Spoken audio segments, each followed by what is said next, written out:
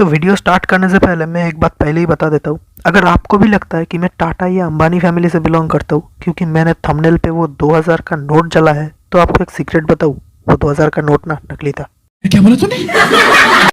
तो ये बात तो हम सबको पता है कि हमें जितना जल्दी हो सके इन्वेस्टमेंट स्टार्ट करना चाहिए, एंड इन्वेस्टमेंट स्टार्ट करने के बाद हमें अपने पैसों के एक लंबे हॉराइजन के लिए इन्वेस्ट करके रखना चाहिए, क्योंकि उसी में हमें कंपाउंडिंग का फ़ायदा मिलेगा। और कंपाउंडिंग एक ऐसा पावर है जिसका पावर आपको आखिरी के ईयर्स में देखने को मिलेगा। हम मालूम है तेरे बाप को मत सिखा, चल। एग्जैक्टली ये बात तो हम सबको पता है कि इन्वेस्टमेंट करना है, लेकिन करते कितने लोग हैं यार? हम में से हार्डली कोई इन्वेस्ट करता है रेगुलर बेसिस पे स्टॉक मार्केट में। आप खुद ही सोचिए ना, क्योंकि यार ये 20s एज ही ऐसा है जहाँ हमें हमारे दिमाग में बस एक ही चीज़ चलता है, मेरे दोस्त ने नया फ़ोन लिया है मुझे भी लेना है, मेरे दोस्त ने नया बाइक लिया है मुझे भी लेना है। यार इन्वेस्टमेंट तो बाद में भी होता रहेगा, अभी हम एक ही बार जीते हैं तो इस लाइफ को एंजॉय कर लेते हैं पहले। You only live once. तो ये जो कॉन्सेप्ट है ना, ये कॉन्सेप्ट तो ठीक है, आपका पैसा है, सिर्फ पैसा कमा के क्या करोगे, एंजॉय भी करना चाहिए। लेकिन कुछ ऐसे मिस्टेक्स है ना जो हम चाहते तो उन्हें रोक सकते हैं, और वैसे भी उन मिस्टेक्स को रोक के हमें कुछ ऐसा फ़र्क नहीं पड़ता है। तो आज हम देखेंगे कि कुछ ऐसे ही मिस्टेक्स जो लगते तो बहुत ही छोटे हैं, जिनके बारे में शायद ही कोई यूट्यूबर बात करता है, लेकिन वो मिस्टेक्स यार ऐसे ही मिस्टेक्स होते हैं ना जो आपको फाइनेंशियली इंडिपेंडेंट होने से रोकता है। तो चलिए देखते हैं वो कौन से मिस्टेक्स है, और इनमें वाकई में ऐसे कुछ मिस्टेक्स है जिसके बारे में आज तक शायद किसी फाइनेंशियल यूट्यूबर ने बात किया है। तो everything in this video, money mistakes you should avoid in your 20s। तो यहाँ पे हमारा सबसे पहला जो मनी मिस्टेक आता है वो होता है not having a proper budget plan. और यहाँ पे मैं सिर्फ मंथली बजट प्लान की बात नहीं कर रहा, मैं यहाँ पे वीकली बजट प्लान की भी बात कर रहा हूँ। और यार बजट के बिना तो कोई देश भी नहीं चल पाता। तो आप खुद ही सोचो, आपको अगर फाइनेंशियली इंडिपेंडेंट होना है, स्टेबल होना है, अपने पैसों को इन्वेस्ट करना है सही तरीके से, तो आपको भी एक बजट प्लान रखना चाहिए। तो यहाँ पे बजट प्लान करने के लिए हमें सबसे पहले एक प्रॉपर वे में बजट प्लान करना पड़ेगा। मान लेते आपके फादर आपको हर मंथ 10,000 रुपीज़ देते हैं, जस्ट एज्यूम, किसी का कम हो सकता है, किसी का ज़्यादा हो सकता है।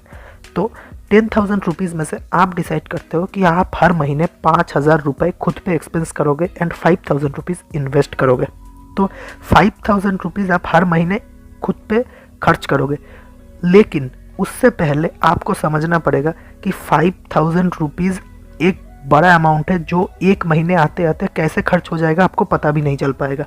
तो उसके लिए आपको 5,000 रुपीज़ को 4 पार्ट में डिवाइड कर लेना है। 4 पार्ट में क्यों डिवाइड करना है? क्योंकि 4 वीक में एक महीना होता है, तो इसे अगर हम 4 वीक में डिवाइड करेंगे तो हर वीक के लिए आपको पास 1250 रुपये बचेगा। तो 1250 रुपये एक हफ्ते में आपको खर्च करना है। अब इस 1250 को अगर हम और 7 से डिवाइड करें, वो आता है 180 रुपीज़ के आसपास। तो आपके पास अब क्लियर डेटा है कि चाहे कुछ भी हो जाए, मुझे एक दिन में 180 रुपीज़ से ज़्यादा खर्च नहीं करना है। अब 180 रुपीज़ से कम खर्च हुआ तो चलेगा, लेकिन 180 रुपीज़ से ज़्यादा कभी भी नहीं करना है।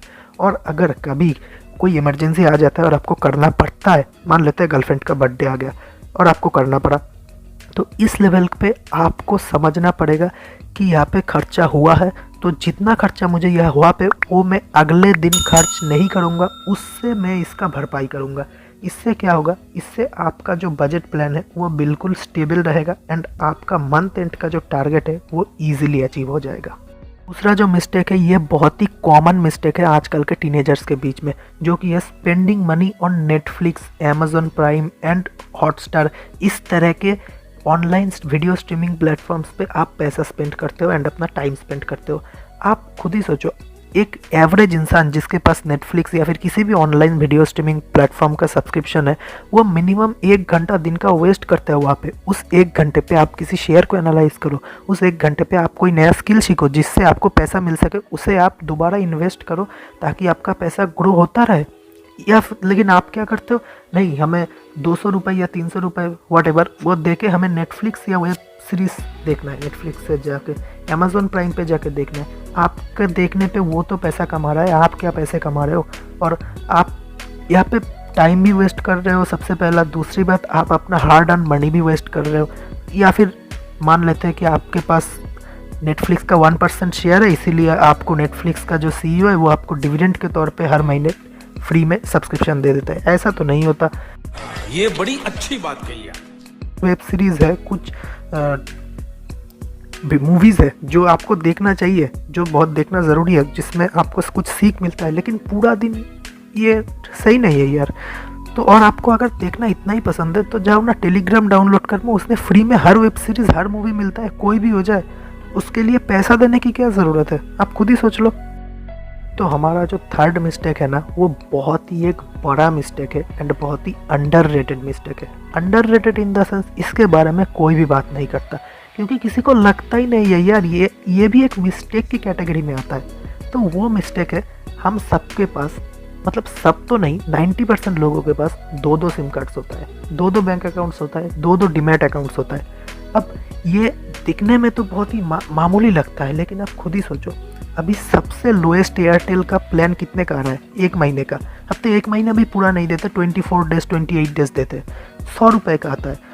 और वहीं पे एक और जियो का कितना आता है, मिनिमम 180 रुपीज़ एक स्मार्टफोन के प्लान के लिए।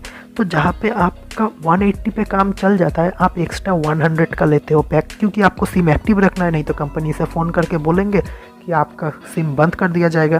तो यहाँ पे 100 रुपये गया एक्स्ट्रा। उसके बाद 2-2 बैंक अकाउंट रखते हो, हर महीने आपसे 20 से 25 रुपये लिया जाता है, आपको SMS भेजने के लिए बैंक से काटा जाता है। आप बैंक का स्टेटमेंट चेक कर लेना।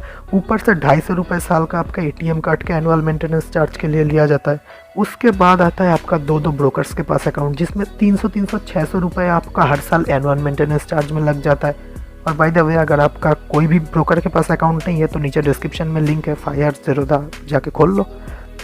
और हाँ, फायर्स में 0 मेंटेनेंस चार्ज चल रहा है अभी लाइफ टाइम के लिए। तो यहाँ पे आपको समझ में आ गया होगा कि किस तरह से आपका ये पैसा, जो मतलब फिजूल, मतलब जाना ही नहीं चाहिए, 500 ही हो ना पूरे साल में, 500 या 600 रुपये का ही, क्योंकि 100 रुपये तो आपको हर महीने ऐसे ही लग जाता है। तो 1200 उधर, और वहाँ पे 250 में पकड़ लेता हूँ बैंक का, और 300 पकड़ लेता हूँ ब्रोकरेज फर्म का। तो 1750 रुपये इन्वेस्ट कर दो हर साल, देखो 40 साल बाद कहाँ पहुँचता है। ये है हमारा दूसरा या फिर तीसरा शायद मनी मिस्टेक। हमारा जो फोर्थ मनी मिस्टेक है, वो एक बहुत ही मेजर मनी मिस्टेक है, एंड कुछ लोग इसे जानबूझ के करते हैं और कुछ लोग इसे अनजाने में करते हैं। तो मेरा फ़र्ज़ है आपको बताना, बता रहा हूँ। तो सबसे पहले हम क्या करते हैं, हम अपने लग्जरी पे फोकस करते हैं, ना कि अपने नेसेसिटी पे। आप खुद ही सोचिए, आपको एक नया फ़ोन की ज़रूरत है क्योंकि आपका पुराना फ़ोन बिल्कुल भी ख़त्म हो चुका है। तो आपका नया फ़ोन, एक 20,000 के फ़ोन में भी आपका काम चल जाएगा, लेकिन नहीं, आपको सोशल मीडिया पे स्टेटस डालना है, आपको इंस्टाग्राम पे पोस्ट डालना है। इसके लिए आपको क्या है, आपको 40,000 का या फिर 50,000 का आईफोन चाहिए या फिर OnePlus चाहिए। क्यों चाहिए भाई? आपको 50,000 के फ़ोन में आप ऐसे भी कुछ नहीं कर पाओगे, और अगर आईफोन ले लिया तब वहाँ पे तो परमिशन ही नहीं देगा कुछ करने का एक्स्ट्रा। तो इससे अच्छा 20,000 का फ़ोन लो ना, अभी लो, जब खुद पैसे कमाने लग जाओगे बहुत सारा, तब खरीद लेना, 1 लाख का फ़ोन खरीद लेना, कौन मना कर रहा है। उसके बाद हम कुछ ऐसे शौक पूरे करते हैं अपने, लाइक हमारे घर में अच्छा खाना बना है लेकिन हमें बाहर से ही खाना है। क्यों? क्योंकि हमें बाहर खाने का लत लग चुका है। तो ये काम मत क्या करो। हाँ, घर पे टिंडे की सब्ज़ी बनी है तो बाहर से खा रहे हो, एक दिन चलता है, लेकिन घर पे अच्छा खासा खाना बना है, घर पे अंडा करी बना है, कुछ भी बना है, लेकिन आपको बाहर से ही खाना है। क्यों बाहर से खाना है भाई? घर पे खाना खाओ और पैसे सेव कर लो ना। ऐसे ही आपके पास ऑलरेडी एक जूता है, लेकिन आपको दिख रहा है अमेज़न पे ये जूता 30% ऑफ पे है, तो आप ले लेते हो।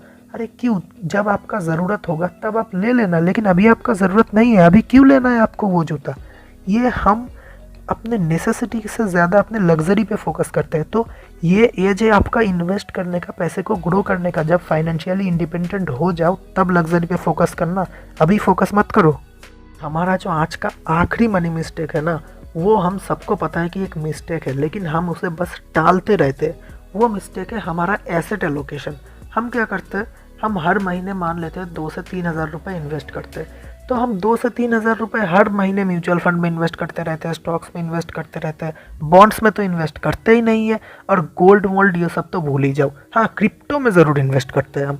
तो भाई क्रिप्टो में आपको इतना इन्वेस्ट क्यों करना है? आपको क्रिप्टो में बस अपने पोर्टफोलियो का 1 या 2% रखिए, क्योंकि क्रिप्टो में वैसे भी बहुत ज़्यादा टैक्स लग रहा है। अब 30% का टैक्स लगेगा, ऊपर से आपका क्रिप्टो बहुत वोलेटाइल होता है। स्टॉक्स में पैसा लगाइए, गोल्ड में पैसा लगाइए। अब आप बोलोगे यार 2000 रुपये में हम गोल्ड में कैसे लगाएंगे, तो डिजिटल गोल्ड खरीदो, SGB खरीदो। SGB 1 ग्राम शायद 5000 का आता है, एक SGB का सर्टिफिकेट। तो आप 2 महीने का एक SGB खरीद लो, उसके बाद 3-4 महीने मत खरीदो, या फिर 4-5 महीने अपने एसेट एलोकेशन के हिसाब से कि किस महीने और कितना % आपको गोल्ड में इन्वेस्ट करना है, उस हिसाब से आप अपना एसेट एलोकेशन करो। लेकिन आप क्या करते हो, आप स्टॉक्स में हर साल पैसे लगाते ही जाते हो, और जब आप देखते हो तब आपको पता चलता है यार स्टॉक में तो मेरा 90% घुस गया और बाकी जो 10% है वो मेरा क्रिप्टो में घुसा हुआ है। तो क्रिप्टो तो वैसे ही वोलेटाइल है ही, तो आपका क्या होगा आपको खुद ही पता है। और एसेट एलोकेशन कोई ऐसा बहुत बड़ा रॉकेट साइंस नहीं है। अगर आपको पोर्टफोलियो डाइवर्सिफिकेशन के बारे में सीखना है तो ये लेफ्ट वाला वीडियो देखो, और ये अगर देख लिया तो ये राइट वाला देख लेना।